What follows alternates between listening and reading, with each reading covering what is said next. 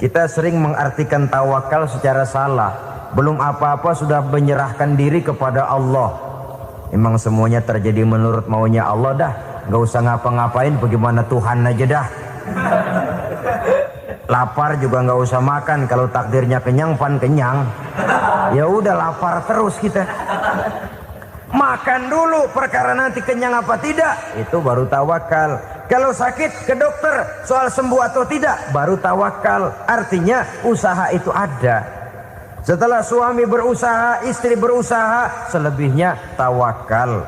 Apa perlunya tawakal? Apabila berhasil tidak lupa daratan, apabila berhasil tidak lupa diri, apabila gagal tidak putus asa. Sehingga dengan demikian dari tawakal ini lahirlah pondasi yang kokoh membina rumah tangga yang bahagia dalam upaya mencapai keridhaan daripada Allah Subhanahu wa taala. Apapun yang kita laksanakan di rumah tangga, tujuan intinya tetap untuk mencapai keridhaan Allah. Beli kendaraan untuk mencapai ridho Allah, lalu dipakai ngaji, dipakai ke masjid dan sebagainya. Beli peralatan rumah tangga untuk mencapai ridho Allah. Mendidik anak untuk mencapai ridho Allah, membantu keluarga untuk mencapai ridho Allah, dan begitu selanjutnya. Tawakal apabila mempunyai rencana. Kemudian cirinya yang kelima, suami istri yang bertujuan mencapai ridho Allah selalu mempererat silaturahmi. Sebab seperti sudah saya sampaikan pada pertemuan terdahulu, dalam berumah tangga itu ada orang tua, ada mertua. Itu cuma perbedaan istilah, tapi hakikatnya adalah sama. Jangan karena perbedaan istilah lalu menyebabkan kita berbeda sikap. Kalau sudah berbeda sikap, tentu akan melahirkan perasaan yang tidak simpatik. Sebaiknya suami istri kalau sudah berumah tangga, jadikanlah orang tua tempat cerita yang enak saja. Yang tidak enak telan berdua, yang pahit rasakan berdua.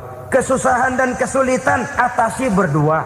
Giliran enak ngomong sama orang tua, giliran senang cerita sama mertua. Sekarang kan kita balik.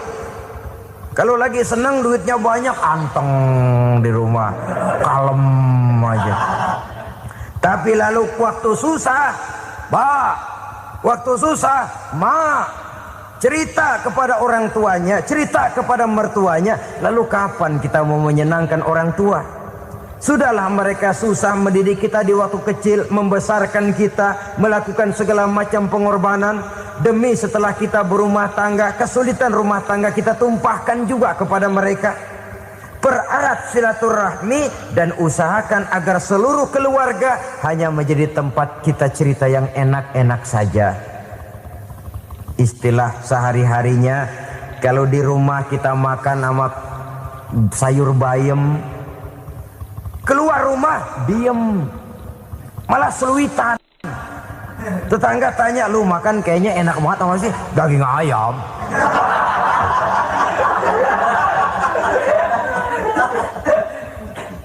Lalu tetangga kan akan berbisik, itu makannya tuh orang enak bener ya, rumah tangganya tiap hari makan sama daging ayam. Biarlah paling kurang itu jadi doa, daripada kita makan sama kangkung lalu ribut ngomel di mana-mana. Gua kesel banget sama bini gua. Di warung ceritanya lagi. Kenapa? Saban sari gua direbusin kangkung mulu. Brengsek. Di warung cerita ada RT, ada RW. Gara-gara makan sama kangkung se-RT tahu. Akhirnya mungkin kalau kita berangkat orang hitung dari jauhan, lihat kangkung liwat gitu.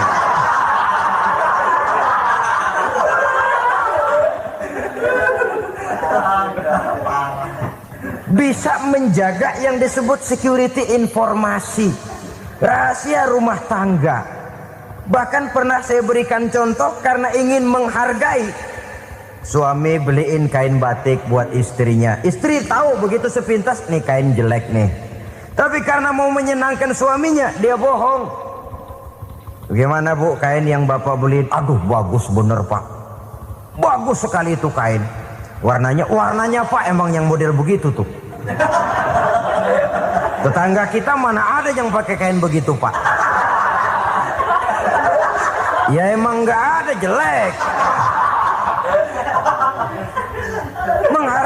Menghargai. Sebab kalau waktu itu si istri jujur, yang timbul sakit hati suami.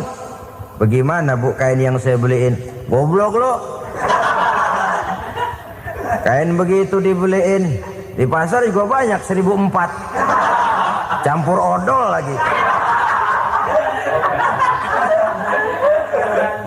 Sudahlah, suami punya niat baik, sampai rumah digoblok-goblokin, tidak ada lagi rasa saling menghargainya. Begitu pentingnya mempererat silaturahmi ini, sampai Nabi berpesan, isnani la yanzurullahu ilaihima yaumal qiyamah qati'ur rahim wa jarus su'. Ada dua golongan manusia yang di akhirat nanti tidak akan dilihat oleh Allah, tidak akan diopeni oleh Allah, didiemin aja. Siapa mereka? Pertama, orang yang suka memutuskan silaturahmi. Yang kedua, tetangga yang jahat dengan tetangganya.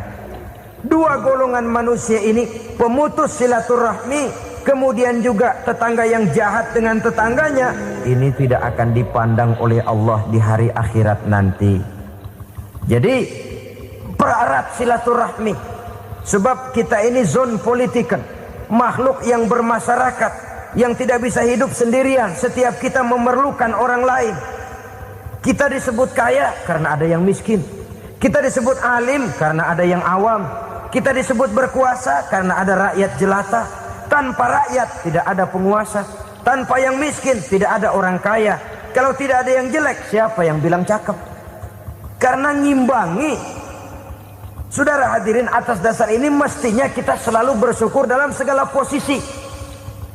Tidak lalu salah terima kepada karunia yang diberikan Allah kepada kita. Saudara hadirin yang saya hormati, pererat silaturahmi, jadikan orang-orang tua kita tempat kita cerita yang enak-enak saja. Yang tidak enak, telan sendiri, usahakan sendiri, carikan jalan keluarnya sendiri. Setidaknya, ya diam sajalah. Kalau belum bisa membalas budi baik orang tua, setidaknya jangan menyakiti hati orang tua kita. Sudah lelah dan payah dia mengasuh kita, membesarkan kita, merawat kita. Demi setelah kita berumah tangga, seluruh kesulitan kita bawa lagi kepadanya. Karena itu buat para istri juga ini perhatian. Kalau dimarahi suami, jangan cepat-cepat pulang ke rumah orang tuanya. Nggak boleh diomelin dikit, main buntal aja. Gua pulang dah. Pulang. Sampai sana cerita habis-habisan, dikucek kejelekan suaminya. Nanti 2-3 hari balik aja lagi. Kan nggak lucu jadinya. Saudara hadirin, begitu juga suami. Mencaci maki habis istrinya, 2-3 hari baik aja lagi. Konyol, istrinya sudah dicaci maki habis-habisan, dijeleki leluhur-leluhurnya, 2-3 hari baik lagi. Mesraan lagi. Kata bininya dalam hati, gua lu jelekin juga, lu pakai juga, payah.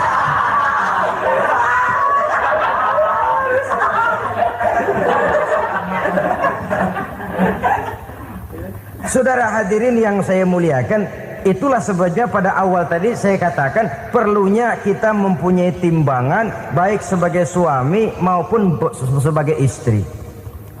Nah, dari mempererat silaturahmi ini akan terjalin rasa kekeluargaan. Maka tradisi arisan keluarga itu bagus sesungguhnya untuk mempererat silaturahmi. Cuma celakanya bukan silaturahmi yang jadi tujuan, arisannya itu yang jadi tujuan. Akibatnya apa? Kalau belum narik mah semangat banget datang dah. Begitu udah narik aja udahan.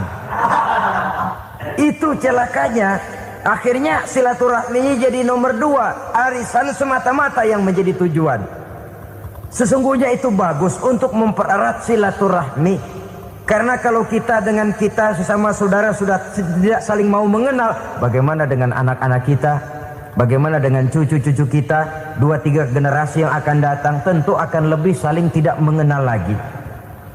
Baiklah ya, yang keenam, suami istri yang bertujuan untuk mencapai keridhaan Allah itu selalu berusaha tolong menolong di dalam kebajikan.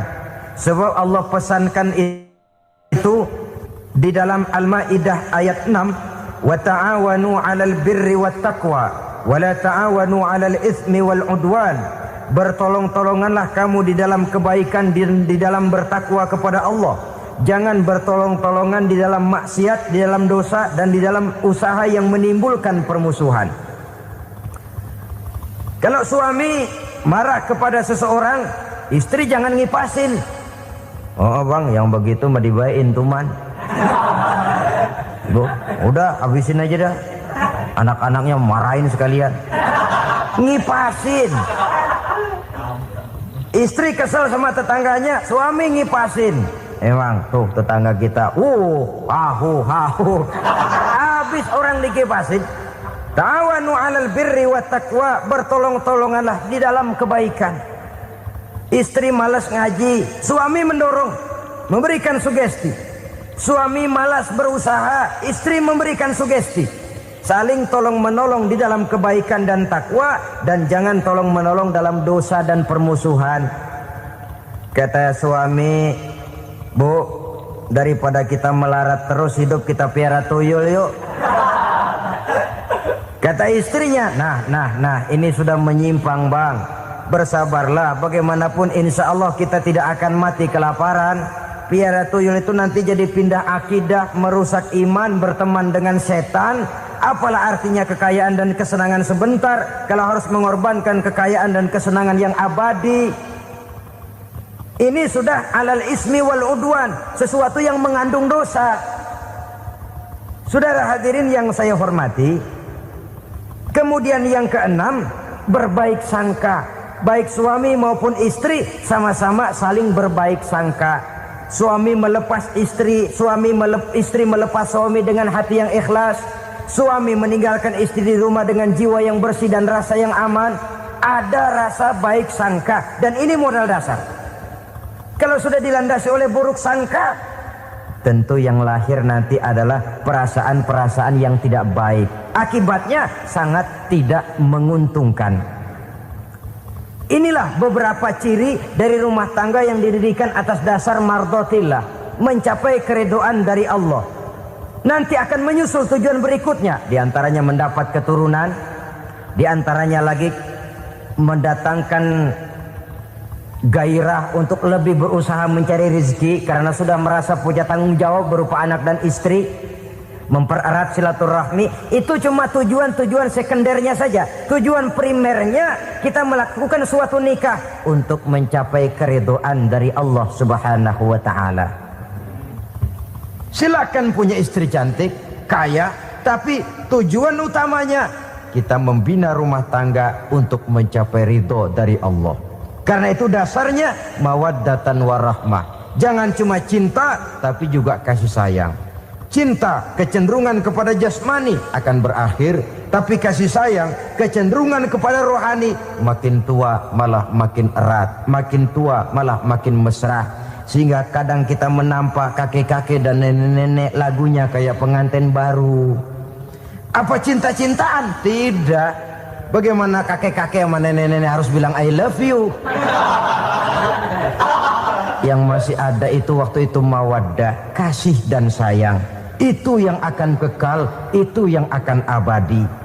Tanpa materi orang sulit untuk bahagia, tapi materi semata bukan jaminan orang untuk bahagia. Nah, ciri yang terakhir dari rumah tangga yang bertujuan mencapai ridho Allah, sinar agama kelihatan di dalamnya. Baik suami maupun istri sama-sama orang yang taat melaksanakan ajaran agama.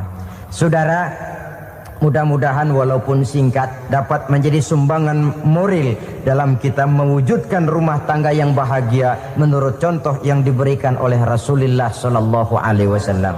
Terima kasih atas perhatian saudara. Mohon maaf atas segala kekurangan. Usikum wa nafsi bitaqwallah. Wassalamu alaikum warahmatullahi wabarakatuh.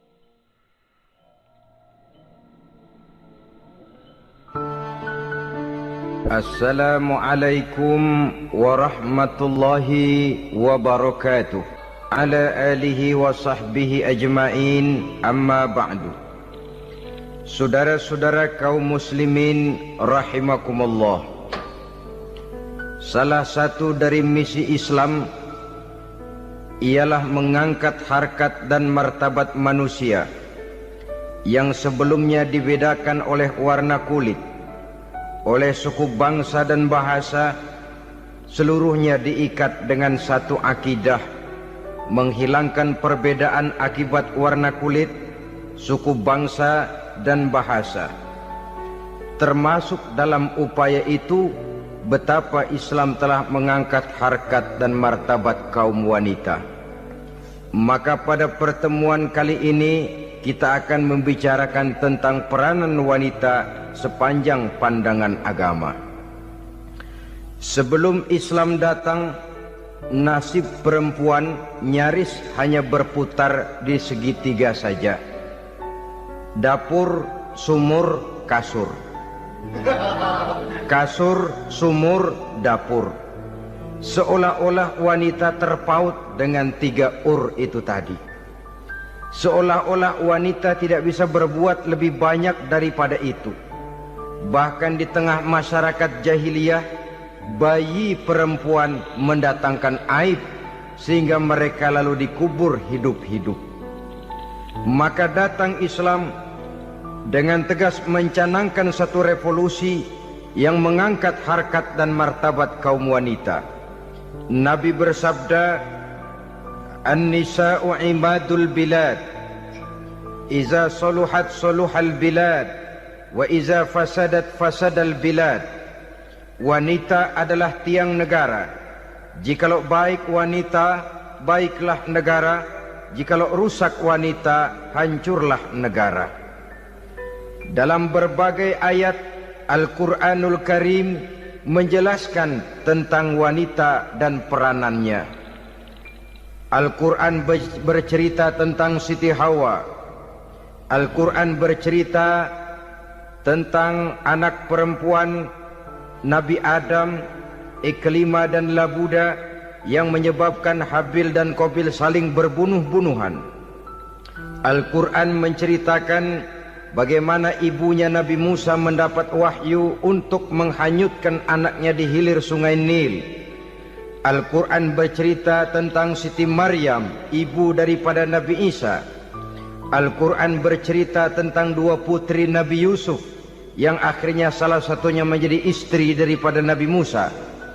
Pun Al-Quran bercerita tentang Ratu Balkis, seorang wanita yang menjadi penguasa di negeri Sabah, yang demikian besar pengaruhnya dan wawasannya.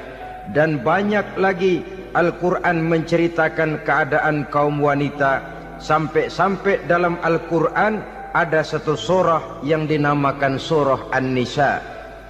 Ini seluruhnya berarti bahwa Al-Quran telah menempatkan kaum wanita dalam satu posisi yang mulia dan terpuji.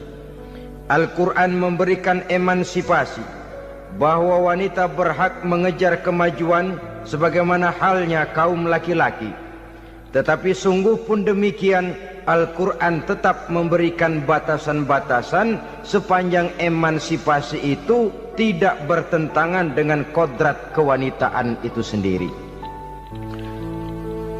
Kalau persamaan dan kemajuan, kalau emansipasi dan hak asasi sudah tidak sesuai lagi dengan kodrat kewanitaan, pada akhirnya bukan mengangkat harkat dan martabat kaum wanita, justru malah merendahkan derajat dan martabat kaum wanita itu sendiri. Seperti sebagian besar wanita ini, mereka berteriak menuntut tentang persamaan hak, tapi mereka melupa apa batasan daripada persamaan hak itu sendiri. Sesungguhnya Islam dengan segala konsepsinya yang mengangkat martabat kaum wanita itu, memberikan keleluasaan kepada kaum wanita untuk maju bersama laki-laki sepanjang tidak menginjak-injak kodrat kewanitaan itu sendiri. Kalau sudah sampai kepada menginjak kodrat kewanitaan, maka akan merendahkan martabat kaum wanita. Sebab apa? Secara fisik dan psikis, agaknya memang laki-laki sudah ditakdirkan oleh Allah untuk menjadi pembimbing bagi kaum wanita. Walaupun tidak tertutup kemungkinan wanita tampil sebagai pemimpin, tetapi dari segi fisik biologis misalnya, laki-laki itu diciptakan kekar, kuat, untuk memikul dan melaksanakan tugas-tugas yang berat. Sedangkan perempuan pada umumnya adalah lembut, ayu, lemot, denok, geboy, dan lain sebagainya. Maka kalau kita baca sejarah, Allah itu belum pernah mengutus rasul perempuan. Semua rasul laki-laki. Sebab apa? Secara fisik biologis tugas kerasulan lebih dimungkinkan oleh seorang laki-laki. Tugas rasul itu berat. Kadang-kadang perang, dicaci maki, berhadapan dengan ujung tombak, ujung pedang dan lain sebagainya. Makanya seluruh rasul laki-laki, dan Allah belum pernah mengutus rasul perempuan. Dari segi lain, perempuan itu banyak terhalang untuk melaksanakan ajaran agama. Misalnya 1 minggu dalam sebulan perempuan itu terkena cuti khusus, mengalami masa menstruasi, tidak sholat, tidak puasa, tidak melaksanakan ajaran agama yang tidak dibolehkan pada saat menstruasi itu. Kalau ada rasul perempuan, lalu saat malaikat akan menyampaikan wahyu, kebetulan rasulnya sedang wah, itu bisa balik lagi malaikat Jibril ke langit itu. Mau turun nyampein wahyu, balik lagi ke atas, ditegur, kenapa balik lagi Jibril? Rasulnya lagi head.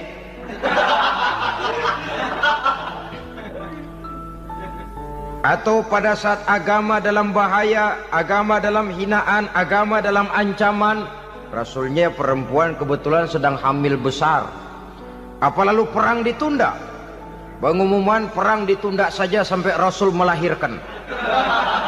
Tentu lebih tidak mungkin lagi. Secara fisik biologis, laki-laki lebih memungkinkan untuk melaksanakan tugas kerasulan ini.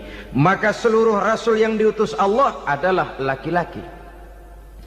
Saudara hadirin yang saya muliakan, sungguh pun demikian, Islam itu mengangkat martabat wanita sedemikian tinggi sebagai tiang negara yang menentukan jatuh dan bangunnya negara, yang ikut mewarnai bahkan menjadi warnanya suatu negara. Walaupun peranannya memang tidak begitu kelihatan, tapi sesungguhnya amat sangat menentukan.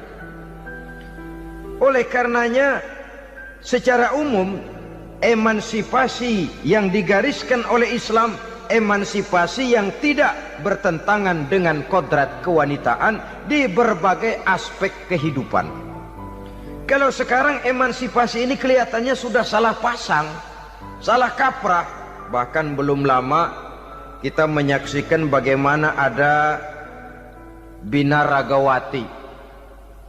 Di zaman sekarang perempuan sudah mulai angkat besi. Saya mulai mikir kalau perempuan sudah pada angkat besi, ini sudah tanda suaminya udah dekat dibanting-bantingin ini. Tahun-tahun mendatang mungkin akan menyusul perempuan mulai narik becak.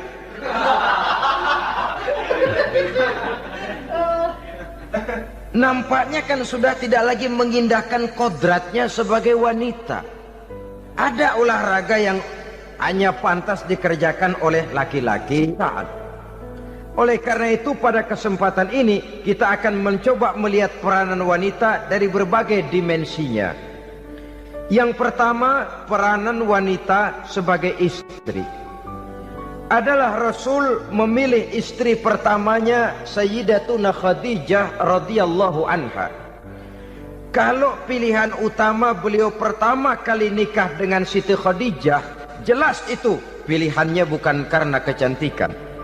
Kenapa? Beliau nikahi Siti Khadijah dalam usia 40 tahun Khadijah dan 25 tahun Rasul. Statusnya janda pula. Kalau beliau seorang pemburu kembang, pemburu bunga, kenapa mesti nikah dengan janda berumur 40 tahun? Sedangkan beliau waktu itu masih berumur 25 tahun. Apa sasaran utamanya? Bisa kita lihat nanti. Setelah beliau diangkat menjadi Rasul, ternyata Khadijah lebih daripada seorang istri. Beliau masuk ke dalam staf Nabi. Orang lain beliau belum beriman, beliau malah beriman lebih dahulu sebagai perempuan pertama yang masuk Islam. Orang lain memusuhi Nabi, beliau malah mengorbankan hartanya untuk membantu perjuangan Nabi. Istri setia semacam ini, dengan peranannya sebagai istri yang sedemikian rupa, memberikan andil yang sangat besar bagi kesuksesan dan keberhasilan seorang suami. Sebaliknya, seorang istri bisa mempengaruhi suaminya.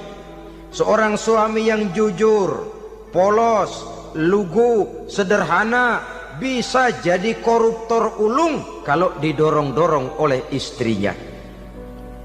Seorang istri Pak Lurah memang tidak ikut mengatur kelurahan, tapi dia bisa mewarnai suaminya.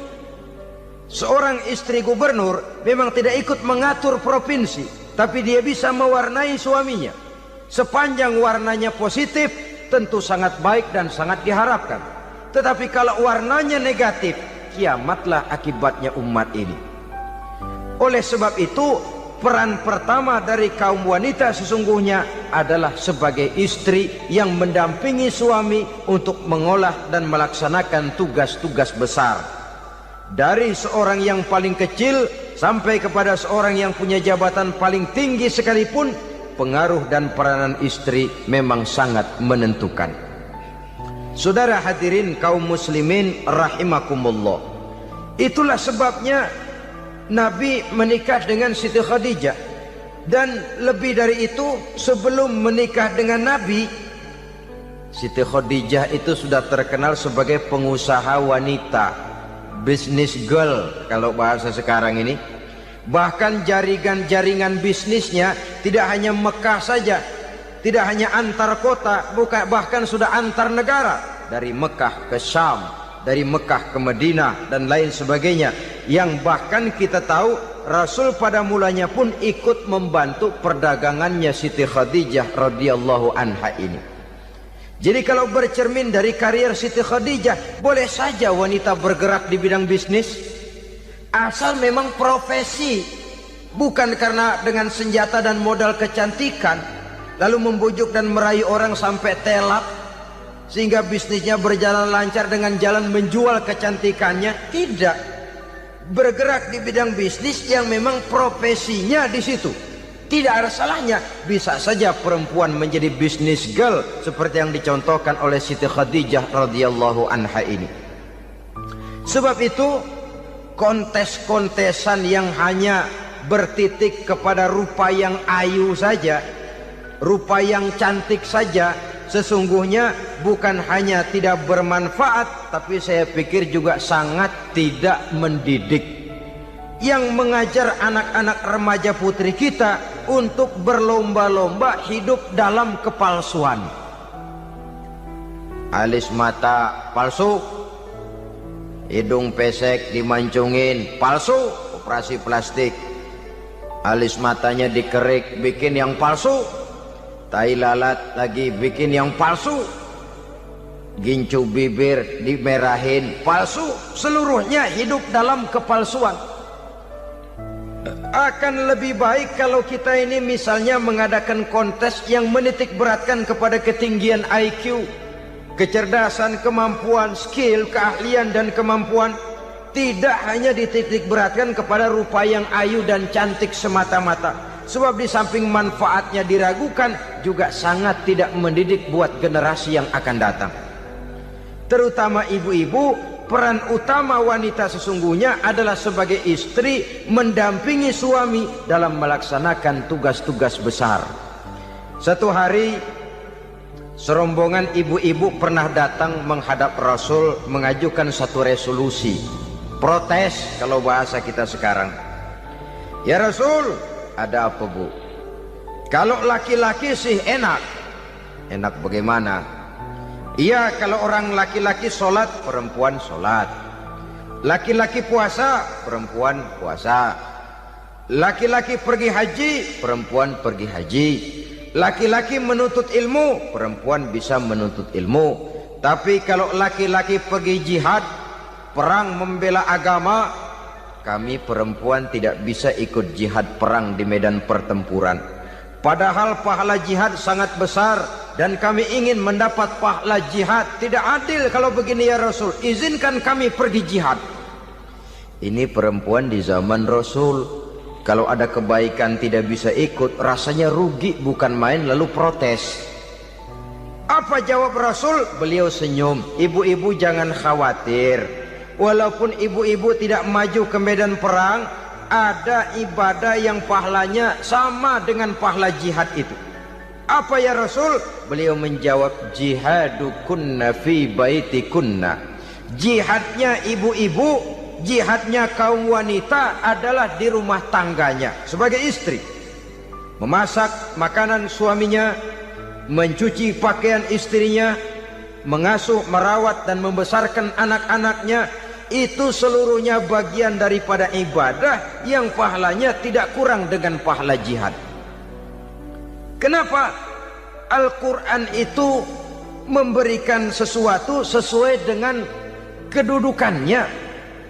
Kalau perempuan pergi perang jihad membela agama, musuhnya laki semua, kayak apa perangnya?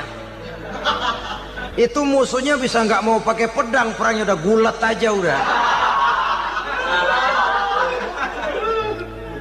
Sehingga Rasul lalu memberikan satu jalan keluar yang membuat wanita-wanita itu lega. Jihadukunna fi baitikunna. Ibu-ibu sih tidak usah khawatir, jihad ibu adalah di rumah tangga ibu-ibu semua. Sejak bangun tidur sampai tidur kembali, nyaris kaum ibu itu 24 jam pekerjaannya. Sebagai istri, dia melaksanakan jihad di rumah tangganya. Peranan wanita yang pertama adalah sebagai istri, yang walaupun tidak kelihatan dan menonjol seperti halnya laki-laki, tapi sangat mewarnai, bahkan menjadi warna dari tugas apapun yang dihadapi oleh suaminya. Dulu ada seorang orator, kalau pidato hebat bukan main. Kalau dia bernada gembira, semua orang senyum. Kalau dia bercerita tentang sesuatu yang sedih, satu masjid orang nangis. Orang tanya kepadanya, Pak, bisa pidato begitu hebat, siapa yang bikin? Ya saya sendiri. Istrinya dari belakang bilang, tidak, yang bikin pidatonya hebat saya. Kata suaminya, mana bisa, saya, kata istrinya. Kalau saudara tidak percaya, tunggu Jumat depan, dia khutbah Jumat, saya akan bikin khutbahnya tidak hebat, kata istrinya. Sudah hari Rebo, siap-siap mau bikin konsep khutbah, baru mau nulis, datang istrinya, Bang, tolong pegangin anak, saya mau ke warung. Mau bikin konsep lagi, kata istrinya, Bang, tolong ini, tolong itu, tolong ini. Sampai mau berangkat khutbah Jumat, khutbah belum selesai dibikin. Begitu naik mimbar, kehabisan bahan. Sudah 10 menit masih ama ba'du. Ini yang dengar heran, ini orang kok bicaranya bisa cuma amat sama badu saja. Di situ kelihatan saudara-saudara betapa peran serta istri yang walaupun tidak kelihatan oleh pandangan mata yang zahir, tapi teramat sangat menentukan. Sekali lagi, tidak ada seorang suami bisa sukses jadi apapun dia tanpa peran serta istrinya di rumah. Tidak ada kemajuan yang bisa diperoleh kalau tidak karena peran serta istrinya di rumah.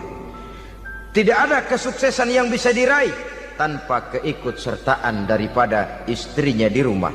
Walaupun suaminya yang dikenal orang, suaminya yang dipuji orang, suaminya yang disanjung orang, bagian besar tetaplah saham dan andil daripada istrinya yang di rumah itu. Ini makna an-nisa imadul bilad. Wanita adalah tiang negara. Jikalau baik wanita, baik negara. Jikalau rusak wanita, hancur negara. Karena wanita, negeri Salba menjadi terkenal, tentram, aman, wawasan politiknya luas. Seorang semacam Cleopatra bisa menaklukkan Julius Caesar. Dan begitu selanjutnya. Banyak cerita-cerita betapa wanita yang berperan di belakang layar ini bahkan bisa menggoyangkan negara. Bahkan yang paling dekat saja contoh dengan kita, Senator Gary Hart. Saudara masih dengar tentu itu, betapa harus terpaksa mengundurkan diri dari pencalonan presiden Amerika karena kasusnya dengan Donna Rice itu, dengan hostess itu.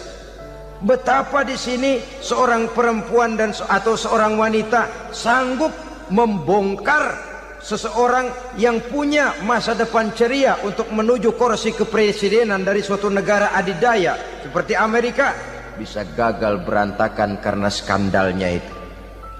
Apa penyebabnya? Wanita. Tapi wanita juga bisa menyebabkan menjadi cambuk majunya laki-laki.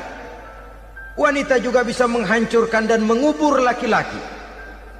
Saudara hadirin yang saya muliakan, ia memang kelihatannya makhluk yang lemah, tapi di balik kelemahannya itu sesungguhnya dia bisa menelan laki-laki yang bagaimanapun besarnya.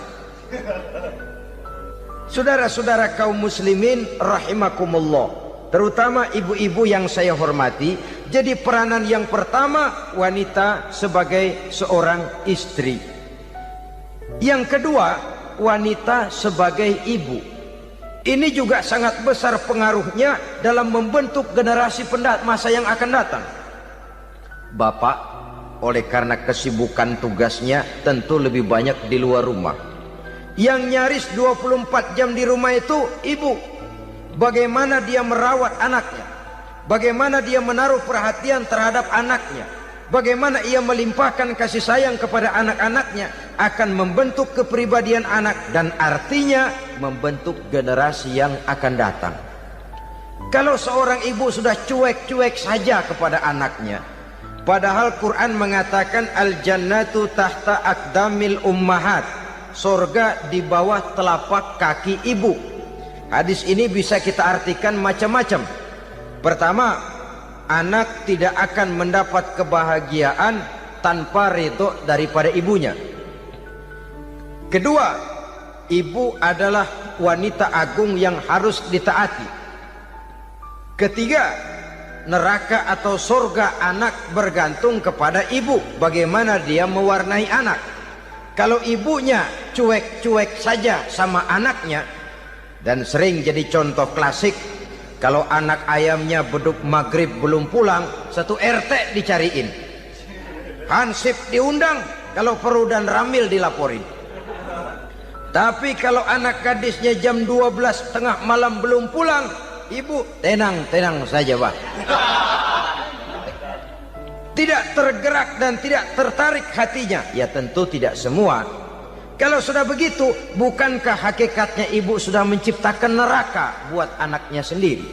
Khalil Gibran dalam satu tamsil yang indah pernah mengatakan, kalau kita diberikan sebutir mutiara, sebutir intan, dan intan itu sebutirnya sebesar telur ayam, benda yang sangat langka dan berharga, tentu kita sayang intan atau mutiara itu.